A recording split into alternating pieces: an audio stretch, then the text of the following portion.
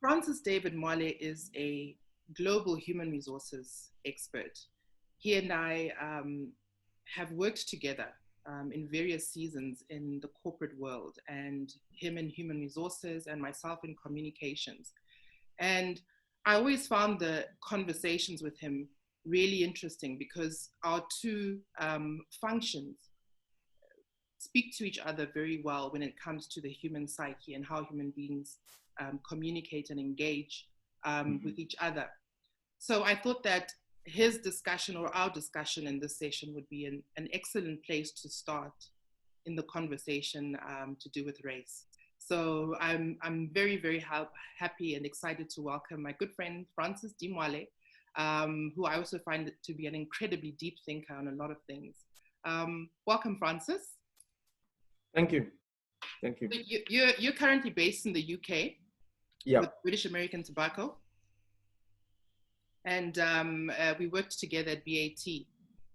I thought that talking to you would be a really good place to start because I've always found I envy human resource experts a lot because I think they come with a very unique skill set in being able to understand and decipher people. You know, people always talk and say that work is not, you know, you don't work with computers. When you're working with humans, you're working with humans who have feelings and issues and temperaments and characters, you know.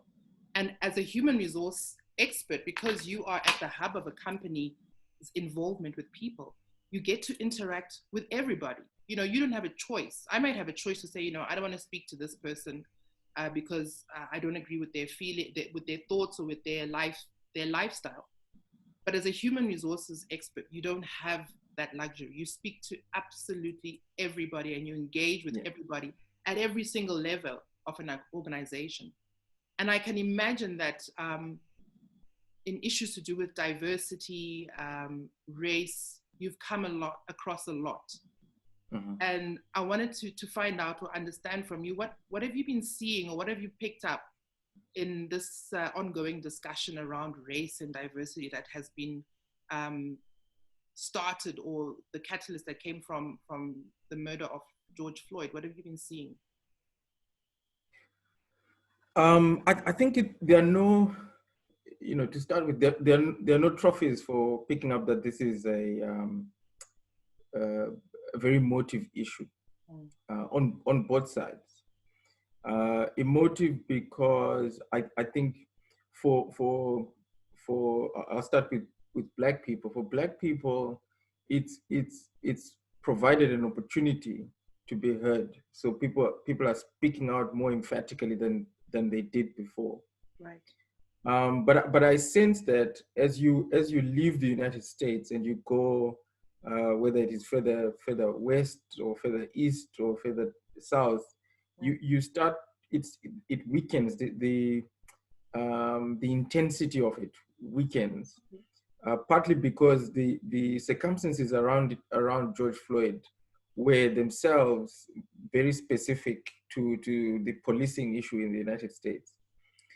Yes, there are issues around racism itself, but I think the center of all of this is that there was there's a unique relationship between the police and Black people in the United States, which sparked all of this. So the further you go away from that police relationship, the further the intensity of it goes. Mm-hmm. But it doesn't. I think what people have then done is that they've then interpreted racism or the issues that are related to them in their own environment, right, and they've given character to the murder of George Floyd by paying attention to what is locally relevant. And so I'm mindful of what's happening here in the UK. I'm mindful of my interactions in South Africa. Excuse me. I'm mindful of my No, not at all. It's a bit chilly today. Yeah, sorry. Go ahead. Yeah. So mindful of my interactions in South Africa, mindful of my interactions in Zimbabwe, Zambia, and then of course in my professional world, I work with people from 180 countries. So, you know, pretty much every shade is there. I think I think for me that's the one side of the story. The other side of the story is from, I suppose I'll call it the white community, for lack of a better term. I think it's an unfair term, but let's talk about that a little bit later. For white people, particularly those of a generation that has not been taught race in as emphatic a way as, say, people who were born prior, say, to the 1980s. Mm-hmm. They I think they're a little bit confused because for most of them, the result of racism, which Black people cite, such as a lack of opportunity, a hardening economic environment, are things that they face. And I think for them, distinguishing between uh, themselves and Black people in terms of the symptoms of what we are facing because of the environment in which we live is very difficult, because they share living places with us. They go to the same pubs, they pay for the same things, they pay for the same economic holidays. So they think, hang on, but I'm suffering just as much as you Yeah. are. So Mm-hmm. why is it because you're Black you feel that this is a racist issue? And And then of course the people that's where before the that want to have all a much. lives matter. That's where the all lives matter statements comes from, you think? Well, this whole thing is very complicated. The All Lives Matter situation or response, when you go back to when Black Lives Matter started, it was occasioned under Obama, occasioned under a Black Attorney General, and so it was. It's very difficult for you to not see the political connotations in the context of the United States, Right. the political connotations of All Lives Matter. Mm-hmm. But as a rebuttal to the statement itself, yes, I would agree with you. Although I often have to say to people, just put an asterisk to that and say, hey, in the States it means much more. It's a reference to a pushback from a political perspective. Got it. Okay. Let's go back to race relations within the workspace.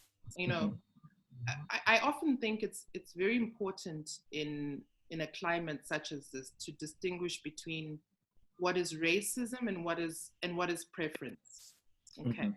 Because when you look at preference, okay, I may have a preference, for example, at lunchtime in a canteen to sit with a girlfriend, who shares the same interests from me. So someone who also likes to drink wine and has children, because we're going to dialogue. Me not wanting to sit next to a certain color doesn't make me a racist. And I think the reverse is opposite.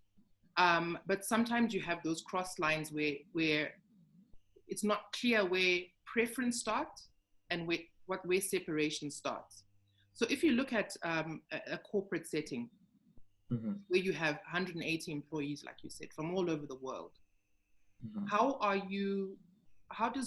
does a company try to stimulate integration where it may not naturally be there, not for racist reasons, but just because people have preferences? But how do you then institute or encourage integration or mixing? This question would also apply for schools, for example. But from a workplace Mhm. setting, I'd like to understand how you would do that. So I live by a very simple maxim in my practice of human resources, and I say, teach deliberately what you would do instinctively, Hmm.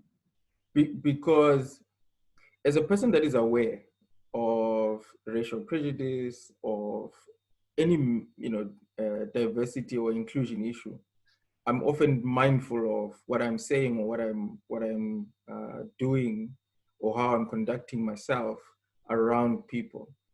It doesn't, I know when I describe it, it sounds like a burden, but it doesn't sound like a burden to me. It actually lightens the burden, Okay. because people expect me and know me to be transparent and to be open-minded.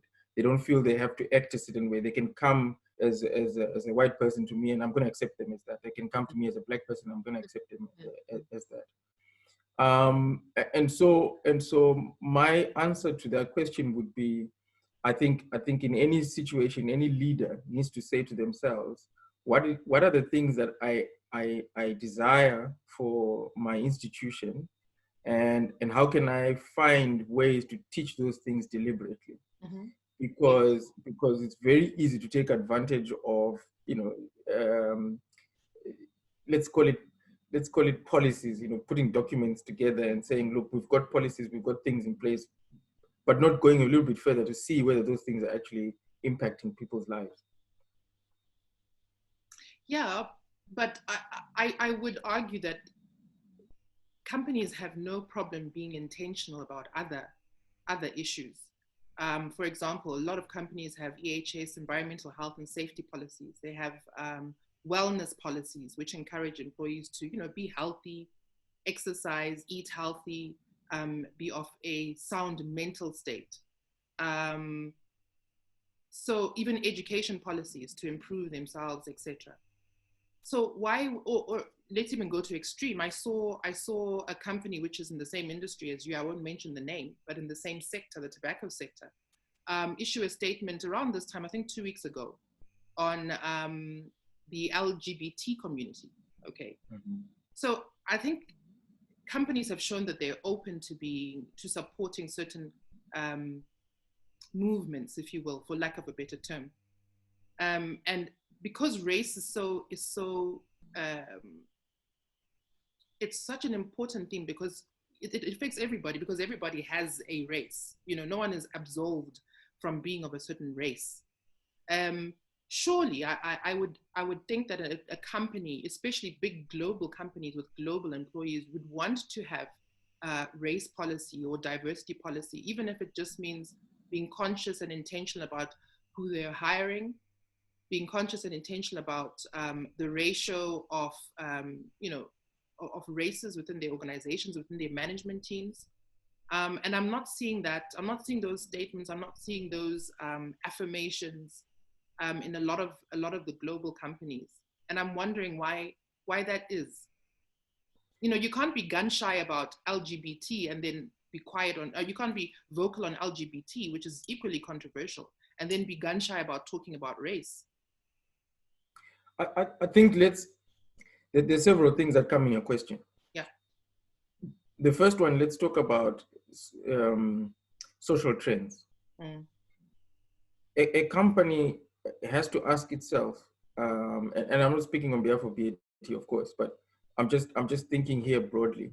A company has to ask itself whether its position in society gives it the right to lead on a social trend, depending on the way that it is positioned in society. So it would be a little bit odd to find a company that has never spoken at all about race suddenly issuing a statement in the press and saying, "Hey, we this is what we stand for," and so on. Especially because it has to be authentic, that statement, to its people inside the company. Because unlike let's say some of these social trends, there are some things that may not be experienced within the company. In other words, there may not be as many people from the LGBT community in the company for the company to be able to test its authenticity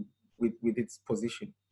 Whereas race is as you say, it's something that is all over the place. So it's very difficult for the company to say when it operates in all African countries, for argument's sake, just suddenly say something and not have made sure that it has communicated internally and there's an understanding, not just that it is issued a statement, but that there's a leadership, the opportunity for local leaders is given for them to deal with some of these things contextually, of course, in their own environment. So that's, I think, the complication that comes with global companies. The second point I wanted to talk about is companies reacted to this particular issue from two fronts. They reacted to their internal audience, which is the people, which I've just talked about, and then they reacted at a brand level. Again, depending on the brand message, if your brand has been, in there talking about, in society, talking about social issues, it can easily insert itself in this particular social issue. But if a company has never spoken about anything, perhaps has even spoken against a particular social trend. It has been, for instance, conservative. If it is then seen on account of trying to save perhaps face or save itself from being boycotted, making a stand because there's an issue, it's most likely going to be done. So I'm not going to speak for brand strategists, but I believe there was a lot of thinking that had to go into how a brand, it didn't make sense for a brand which never ever talks about race to suddenly post a black square. And then people might then have said, oh, okay, nice square, but and again, I think it opens you up to several interpretations of what a race policy should be, if anything like that should exist. For instance, they might say to you, hang on, but how many executives do you have that are black on your board? And they might have been found wanting. So for a global company to suddenly insert itself in an argument for which it is poorly prepared, I think is unwise. I think what it must do is prepare itself, evaluate itself thoroughly, and then come to the world and say, we've done a thorough job, and this is our well and considered opinion about how we're going to proceed from here on. So I'd respect people who take their time to do this. Okay, so maybe it's not called a race policy. Maybe it's called a diversity policy, and it looks holistic at all things that may make people different. So it might have gender elements in there, racial elements there, age elements there, geographical elements there. Okay, so I get what you're saying. Let's talk inward a bit about those policies. I want to understand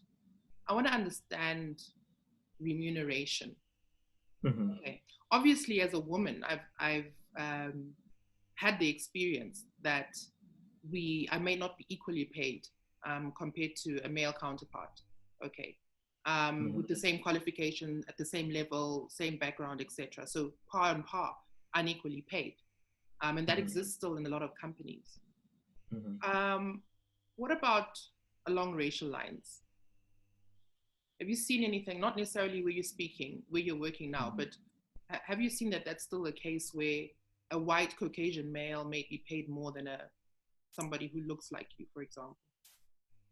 I think the statistics speak for this. So there are statistics that show that pay is unequal, that women are paid less in most instances. It shows that black people are paid less in most instances. I think that's not debatable. I think though that when you come down to the different to understanding why it is the way that it is, I think when you go to listed or public companies, it's very difficult for that to happen. So global companies tend to have very transparent remuneration practices, which make it very difficult for something like that to subsist. Yeah. Of course, in any remuneration practice, there are elements that are subjective. For instance, there is merit pay or a performance pay increase or things like that, where the individual manager has to make a decision. And it's very possible that in making that decision, somebody's prejudices may come in. Now, I'm a very big opponent of policing people. Okay. I think you cannot build a corporate culture by creating a policing culture. It's unsustainable, and at some point you're just going to have a lot of unnecessary tension that you cannot manage. Remember, the primary purpose. What do you mean by that, Francis? What do you mean by policing people? I mean that, for instance, you end up saying, okay, I want to see all the increases that have been given, and I want to check whether it was really because of the reasons you've put down and not because of race, or it was really because of the reasons you put down and not because of gender, or perhaps your prejudice against sexual. I think what you can do is that you must put in place behavioral interventions to help people, think a certain way. I often refer to Coca-Cola. Coca-Cola doesn't stop advertising because the sales are good. They advertise anyway, because that brand has to be top of mind. It is the same when it comes to the way you think. Diversity and inclusion policies are not to be left to lie low when things appear to be okay. Yeah. You have to continuously talk about them. You have to Yeah. continuously You know, provide platforms, and conversations have to continue to happen. here's what That's I the only like about what you're saying about a sustained conversation. Because if I take it back to my experience as a woman, and salary and remuneration, I think at the onset when I looked at it at a very you know at the surface, it was easy for me to say, okay, they're not paying me because I'm a woman and it's discrimination. But then when I really dug deep and I drilled down, I realized that the crux of it had to do with my behavior. When I say behavior, I'm talking specifically about my ability to negotiate. Do you understand? So my Yes. male counterparts would go into a meeting with their supervisor and be able to negotiate and motivate for salary increases. Whereas a woman, I hadn't learned that skill. It took me, I know it very well now, but in the beginning of my career, I was shy about asking for what I deserved. I didn't know what the negotiation skills were. But the minute I learned what those were and how to approach it, it makes it impossible for somebody not to pay you or to recognize what you're worth. And I think possibly, what you've said has made me reflect on the question and say, possibly it's not about there being unfair equal practices, but maybe as a race, the confidence that comes with negotiating hasn't been instilled or isn't present. It may well be, but as I said, there's so many things that come down that influence pay. So for instance, as you say, if you come from a poor community, so let's ignore race as a direct issue, but let's say you come from a very poor community. You might well come from a poor community because you're of a particular racial background. But let's say you come from a poor community and you've not accessed particular types of education.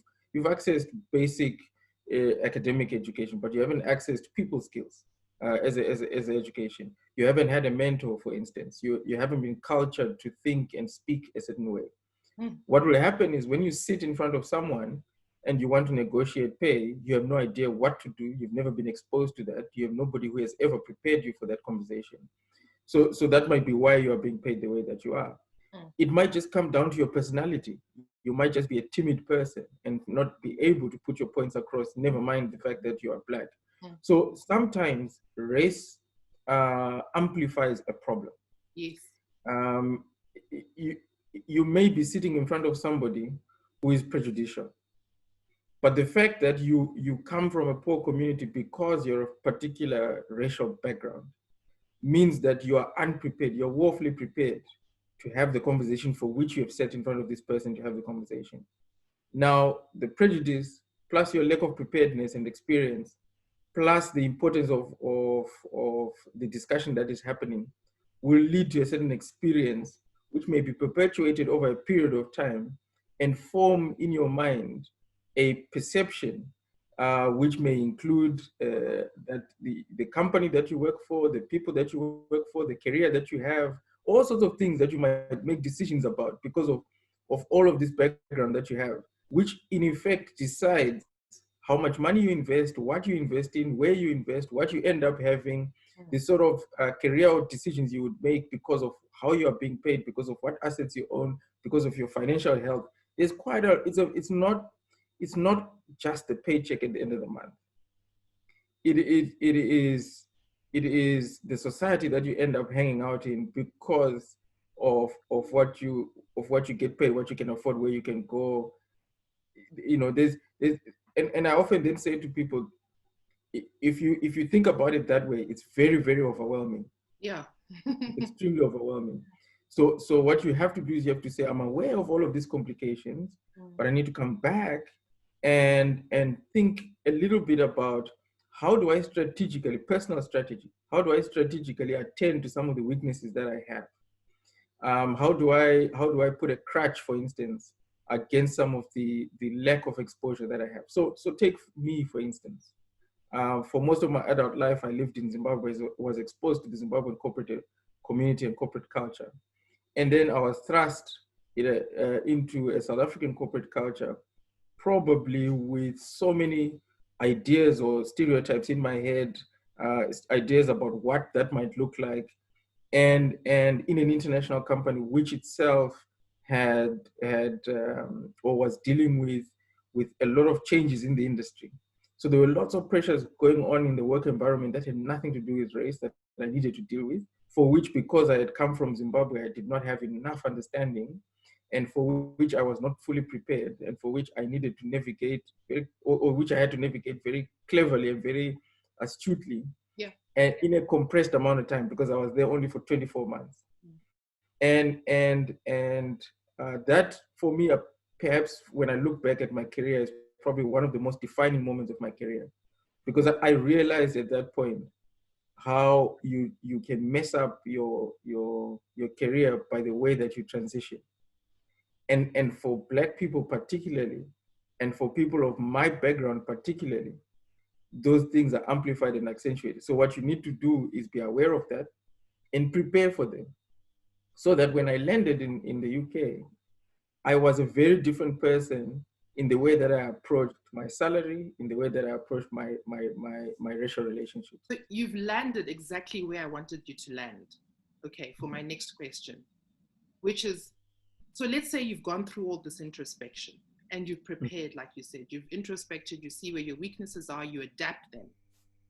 What I'm hearing is that there's a huge chance, there's a fat chance that after you've been within, let's say you've come from Zimbabwe or Benin or wherever you're from originally, and you've adapted all these things about yourself to fit into this society, you really end up as a shadow of yourself, right? Someone who has conformed, someone who has become a good Black, if you've ever heard the term, okay? And some people, there's some quarters who argue that wherever you look at Blacks that have or Black people that have achieved a certain level in global companies, they all look the same, they all talk the same, they all like the same things, they all have the same, hobbies. We've all conformed to this comfortable, good, palpable Black, some might argue, So have you ever heard that? I think it's in racial terms, it's an Uncle Tom complex, I think, where you're not even recognizable as a Black man anymore, whatever that might be. But you've had to conform so that you rise, you get the big salaries, you become what is not only comfortable for your white supervisors, but you're also what they perceive to be the ideal Black person. How you like them apples? I'm gonna say yes and no. Okay. So let's first accept the description you've given, but then let's examine it at 2 points. Okay. First, I came from a very tiny, community, very poor part of the country. That's where I was born. It was a tiny place. I think my whole community was probably 10,000 people at most. Very tiny, mostly ex-Malawian, ex-Zambian migrants who were working. It was a mine. And there was a small local culture that was there, influenced by Ndebele, and probably driven by the desire to leave that place for most of the kids and to go and achieve much more. When I moved from that place throughout my life into the capital, I had to change. Now, you could say that I was conforming, or you could say that I was growing. I think that's now a debate that you need to have. Okay. It is true that the person that has gotten me here today is not the person that will take me further. So I need to grow. So what does growth mean? Got it. I think this is why it's very important to have that personal conversation with yourself. Am I doing something because it is about me, or I'm doing something for reasons that are not right? And you may perceive those reasons based on because all of us interpret the world based on your experience. You may interpret the world and say, I think it's because I'm Black that I have to do this. And as you said, you might end up saying, but actually, in a country that is majority Black, I had to change anyway. I had to become a certain person. You and I agree that the people at the top of corporate Zimbabwe behave a certain way, like certain things. Yes, there are a few apples, green apples in a bucket of red ones, but there's quite a few people that almost behave and think the same way. So that's my first, counter argument. I'll park it there. We won't finish it now. My second counter argument is, how different is that journey for a non-Black person? Again, we haven't dealt with race, because from the perception of certain people, Asians are a different race as well. So we Black people tend to sometimes, particularly from Africa, tend to sometimes deal with Asians as a lesser. Well, sometimes they deal with them as white people, but sometimes they deal with them as a lesser set of beings. So they are also guilty of certain things as well. Okay. Yeah. I think there's a conversation that we need to have, an authentic conversation we need to have at some point. Maybe not today, but at some point, about how we show up in the world as Black people, given our experience of the world today and our history. But if we're going to shape up a new world, what do we do? Do we just correct what was done to us and then say, forget everybody else? But anyway, I digress. So the point I was making was, how different is that experience? The experience I was talking about, changing and evolving for white people, growing. How is it different? If they came from a poor community in the United States or came from a poor community in Britain and had to rise to the top of their careers in Britain or in the United States, would they not have to grow? Would they not have to change? Would they not find themselves in some aspects conforming to a certain set of beliefs?